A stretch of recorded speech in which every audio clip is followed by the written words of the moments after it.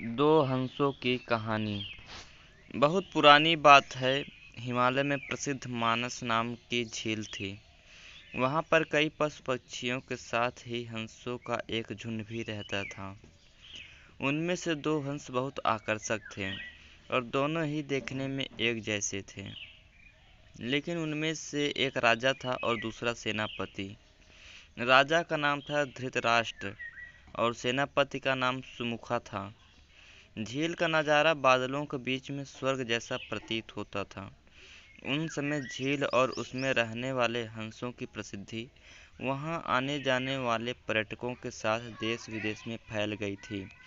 वहां का गुणगान कई कवियों ने अपनी कविताओं में किया, जिससे प्रभावित होकर वाराणसी के राजा को वह नज़ारा देखने की इच्छा हुई।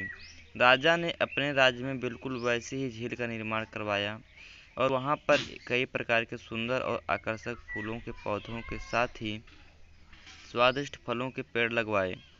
साथ ही विभिन्न प्रजाति के पशु पक्षियों की देखभाल और उनकी सुरक्षा की व्यवस्था का आदेश भी दिया। वाराणसी का यह सरोवर भी स्वर्ग जैसा सुंदर था, लेकिन राजा के मन में अभी उन दो हंसों को देखने की इच्छा थी जो मानस सरोवर में रहते थे। एक दिन मानस सरोवर के अन्य हंसों ने राजा के सामने वाराणसी के सरोवर जाने की इच्छा प्रकट की, लेकिन हंसों का राजा समझदार था।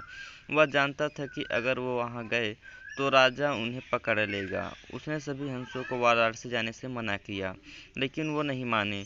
तब राजा और सेनापति के साथ सभी हंस वाराणसी की ओर उड़ चले। जैसे हंसों का झुंड उस झील में पहुंचा तो अन्य हंसों को छोड़कर प्रसिद्ध दो हंसों की शोभा देखते ही बनती थी। सोने की तरह चमकती उनकी चोंच, सोने की तरह ही नजर आते उनके पैर और बादलों से भी ज्यादा सफेद उनके पंख हर किसी को अपनी ओर आकर्षित कर रहे थे। हंसों के पहुंचने की खबर राजा को दी गई। उसने हंसों को पकड़ने की युक्ति सोची और एक रात जब सब सो गए तो उन हंसों को पकड़ने के लिए जाल बिछाया गया।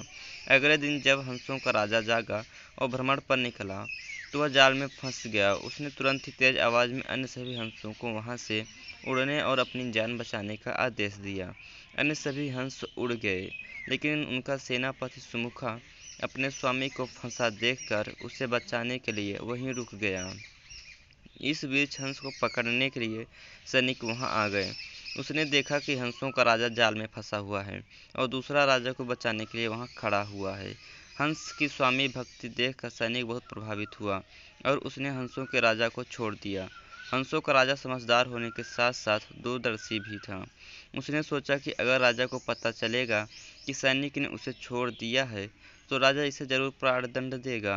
तब उसने सैनिक से कहा कि आप हमें अपने राजा के पास ले चलें।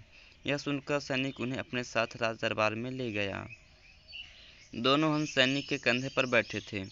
हंसों को सैनिक के कंधे पर बैठा देखकर हर कोई सोच में पड़ गया।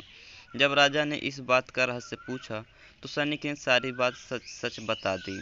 सैनिक की बात सुनकर राजा के साथ ही सारा दरबार उनके साहस और सेनापति की स्वामी भक्ति पर हैरान रह गया और सभी के मन में उनके लिए प्रेम जाग उठा। राजा ने सैनिक को माफ कर दिया और दोनों हंसों को आदर के साथ कुछ और दिन ठहरने का निवेदन किया।